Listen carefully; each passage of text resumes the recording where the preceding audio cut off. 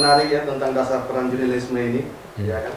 Salah satunya adalah hak kita berpendapat, hak untuk tahu, dan masyarakat untuk tahu, dan fungsi watchdognya ya Pak.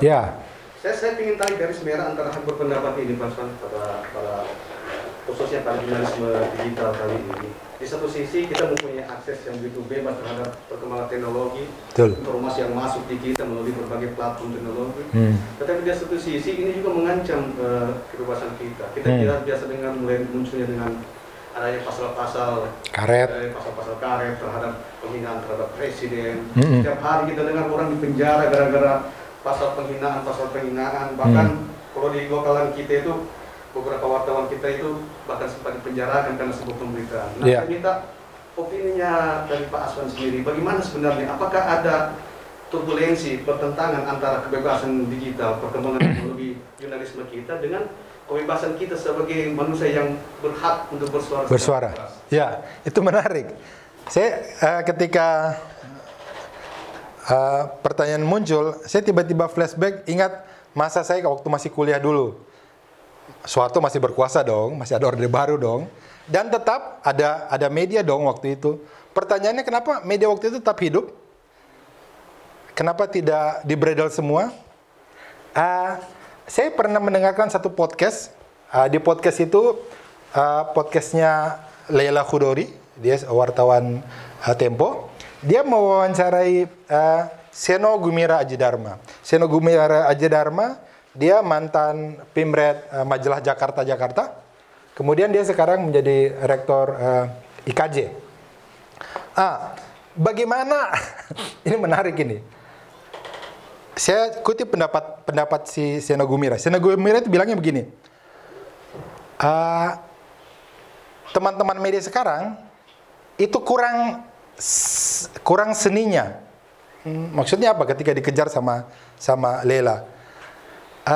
Mereka kurang memiliki seni melawan. Saya kasih contoh seperti ini. Kompas, ya kita sebut merek lah, tidak ada masalah. Kompas itu di masa Soeharto berkuasa itu surat kabar besar dan berpengaruh. Oke?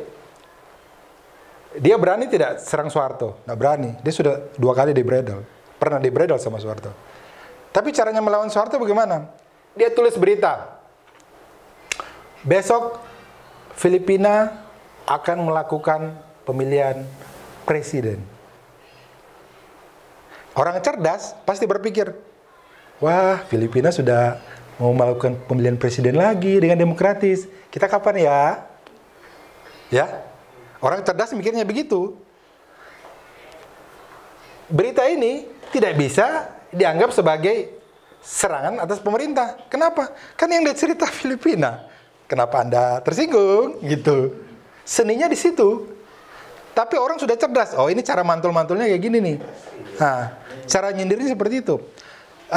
Kita, ya, yang saya amati, ketika Orde Baru jatuh,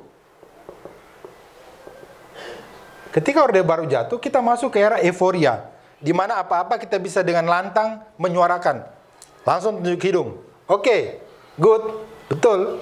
Tapi ternyata seiring waktu kita seperti mengulang era sebelumnya, di mana kita anti kritik, tidak boleh menyinggung presiden, DPR, bisa diapain. Sementara gaya kita masih gaya ini nih, gaya tunjuk hidung. Ya jelas habis lah. Harus kita pakai cara mantul-mantulnya wartawan di era dulu. Karena dengan cara seperti itu cara yang paling aman.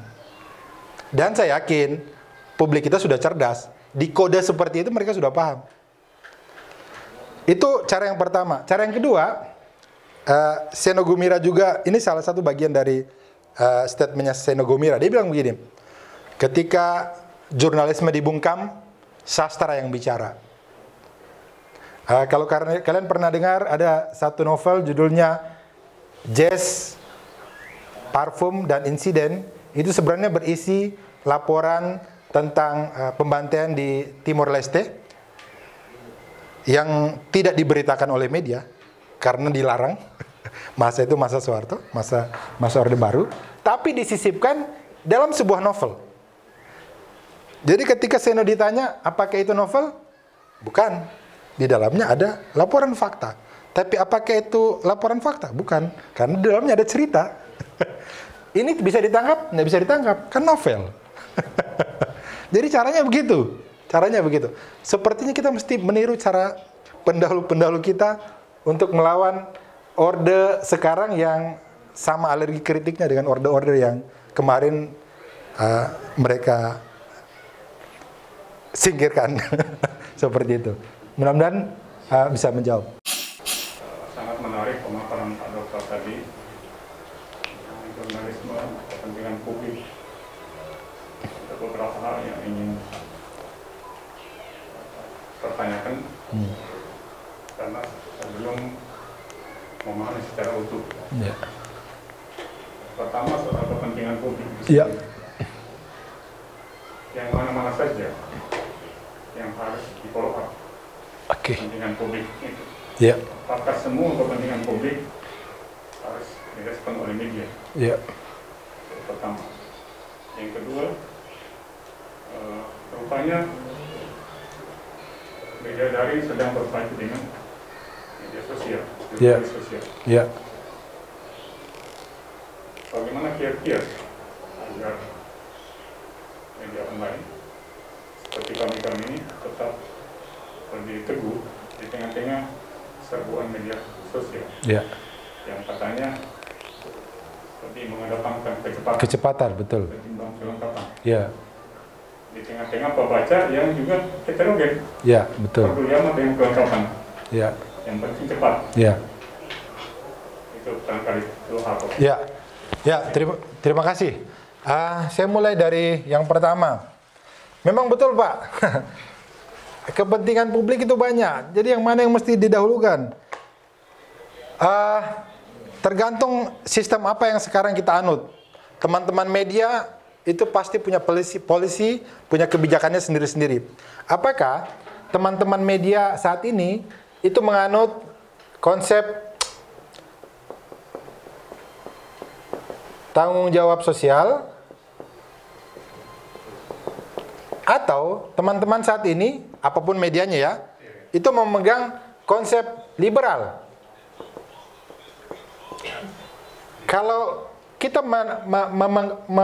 memegang konsep tanggung jawab sosial sebagai bagian dari kebijakan redaksi kita, kita punya hak untuk memilih dari semua kepentingan mana yang paling priority. Tapi Pak, itu kan kepentingannya itu, kalau kita lihat trennya, tidak terlalu masuk tren, lebih tren yang ini. Enggak, bukan begitu cara berpikirnya. Kalau media yang menggunakan konsep tanggung jawab sosial, mereka akan pilih mana yang paling berfaedah di masa yang akan datang bagi publik. Meskipun saat itu, publik mungkin lebih mengharapkan satu isu lain. Contoh, isu BBM yang naik. Mungkin orang menganggap, wah ini berdampak ini BBM.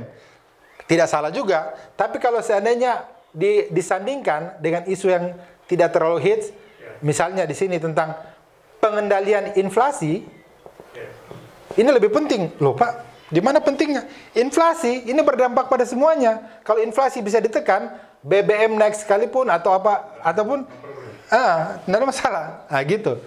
Teman-teman, kalau teman-teman pakai pendekatan liberal, cara hitungannya begini. Apa yang paling menjadi top hits, topik pembicaraan, itu yang diikuti. Karena itulah suara mayoritas. Teman-teman tinggal pilih yang mana, di mana mau berpijak. Kalau di sini kita diminta untuk lebih arif dalam menyikapi kepentingan-kepentingan publik yang begitu banyak.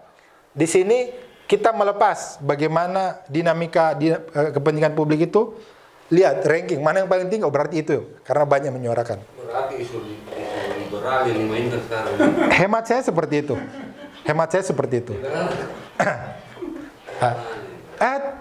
Tapi saya tidak sedang bilang liberal lebih jelek daripada tanggung jawab sosial.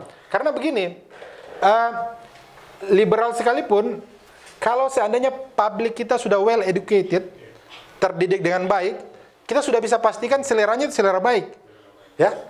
Karena mereka itu sudah terdidik dengan baik. Cuma yang jadi masalah, kalau publik kita itu menengah ke bawah dan belum teredukasi dengan baik, ya takutnya seleranya selera sampah, nauzubillah, dan kita juga ngikut selera itu. Ya, gitu. Nah, itu anu saya, jawaban saya. Yang kedua, terkait dengan tips bagaimana media daring kita atau praktik jurnalisme kita ini bisa survive untuk menghadapi media sosial. Ya, ini kita media daring.